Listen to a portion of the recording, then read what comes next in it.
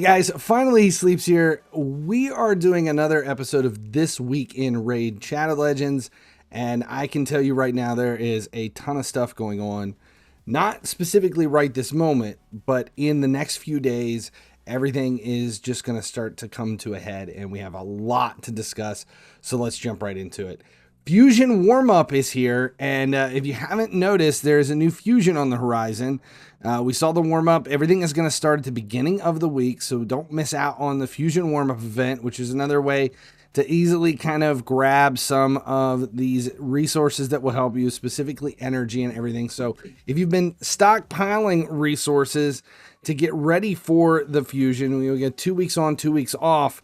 This is coming pretty quick. If you just finished up throwing down, what was it? There was the after party path for the 4 and 5 star souls for Fabian from last month's Fusion. It just ended. You got to start stockpiling everything you can from shards and energy and gems, because this thing is starting at the beginning of next week.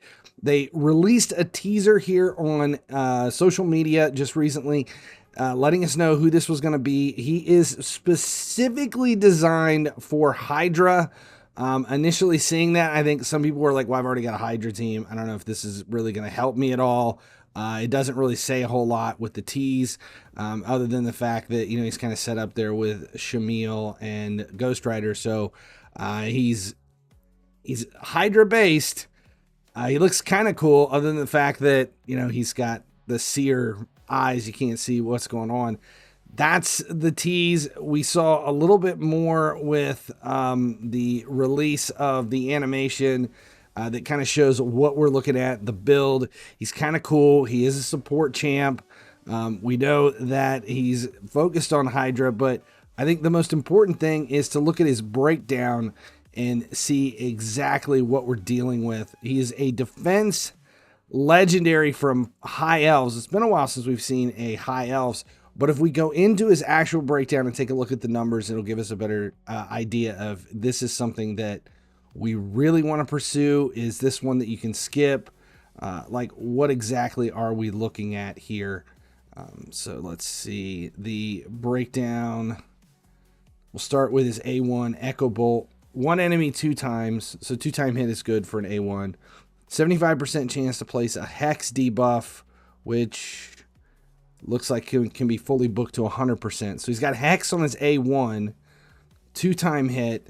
It's a 2-turn Hex. Places a 30% increase crit damage on this champion for 2 turns. So if he's getting crit damage, but he's a support champ, not sure how that's going to work. Attacks one enemy 2 times on his A2, 20% chance of repeating the attack. When this champion counterattacks or teams up with other allies to attack an enemy, will use this skill instead of their default skill. That's cool.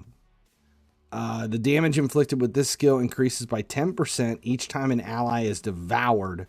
Stacks up to 50%. So we're getting a buff here on his attack based on how long you've lasted and how many enemies have been devoured, or how many allies have been devoured. His A3 attacks all enemies 2 times. It's another 2-time hit. Each hit has a 75% chance of placing 30% decreased speed and a weaken for 2 turns. If a target is under a Hex from his A1, places these debuffs before attacking. And that is a fully booked to 100%. So it's an AoE, decreased speed, and weaken that builds off of the Hex. And his passive will ignore life barrier and ally protection buffs. That is big. That is nice. Life barrier is, oh God, I hate dealing with it in HYDRA. And this ignores it. Increases his champion's defense by 5% for each attack buff on this champion. Stacks up to 50%. And he has a 28% allied defense aura for all battles.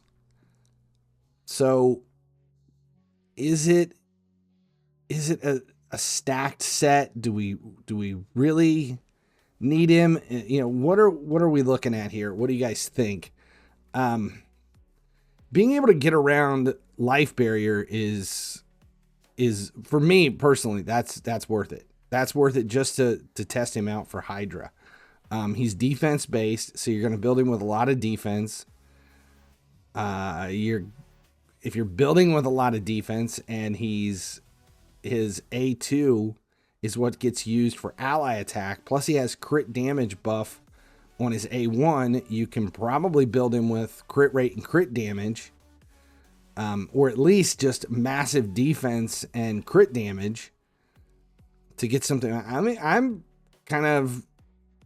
not going to say that I'm excited for this champion, and if you were going to skip one, if you've got champs that handle HYDRA just fine, he's probably a skippable champion because he does seem a little bit niche.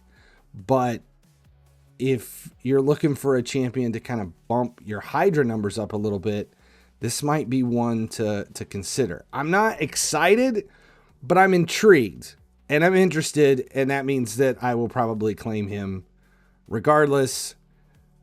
Lysanther Beastbane, it's gonna happen for me. Yeah, I don't really have a choice. He's gonna be coming in. The next thing to take a look at, we have Community Weeks that is starting in April 8th, which is right in line with the beginning of the Fusion. It runs for a month. This has been announced. We have so much stuff coming with it. There is a calendar for the reward. There's going to be daily stuff. There's a free legendary relic vote. And we have Artur, the free login champ that's going to be a part of this, that we've already taken a look at last week. He seems pretty, actually, I think we looked at him 2 weeks ago.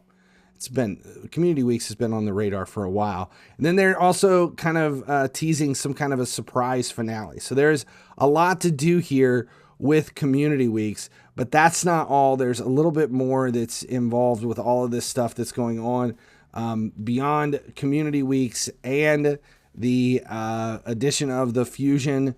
They've announced just recently that there is a mini game in Plarium Play that you don't want to miss.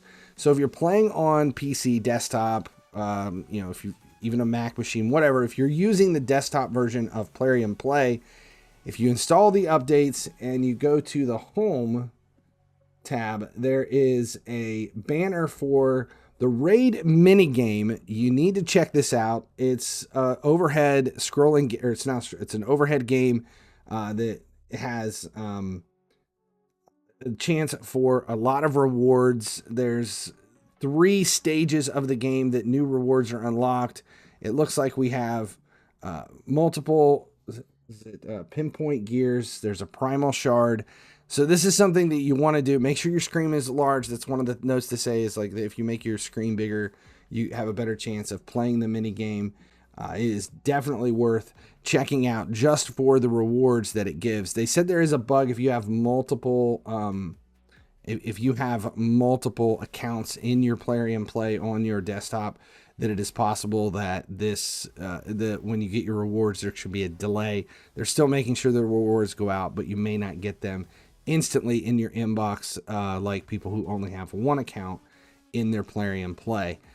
So that is the mini game that you all need to check out. We also have in the game, we have Clan versus Clan that is coming. It will have personal rewards, people. That is an exciting thing. Personal rewards are going to be here for this clan, or this Clan versus Clan that starts the day after the Fusion begins. The only thing left to talk about is the update just came through, and we have a few additions that came with it. And I think the number one for me here, we'll switch this over, is the quick craft button. I love the quick craft button. So if you come in here and let's say you're like me and you do a lot of, let's say, perception gear specifically for clan quests, or if you do any of the crafting quests, this is great. So we're going to throw in a couple of charms, hit quick craft, and from here you can select your filters of what you want to get rid of. So for me, I'm getting rid of the any rares and 5, 4, and 3-star gear, and I've also adjusted so that the flat stats are gone, and you can set how many you want to do. So we'll do 20 runs. If you fill it up, continue quick crafting if you don't have space in your storage. So if you're running full, you can click that. It'll send it to your inbox, as well. And the key is that it runs it and it gets rid of everything. And the quick craft shows up, and then you can make decisions here if you want to keep anything else. This saves so much time, just being able to go through and weed out crap pulls instead of having to, instantly sell every 5-star or whatever it is that you're doing. So that is a quality of life change in the last update that I am 100% behind. That is fantastic. That's about it for this week in Raid. Thanks a lot for hanging out. Hope this information helped. If it did, make sure you subscribe here on the Raid channel. That way you never miss when any of these videos go live. I'm Finally He Sleeps. Thanks a lot for hanging out today. As long as you guys keep showing up, I'll keep making videos. Finally he sleeps, finally he dreams. In a world of games it seems.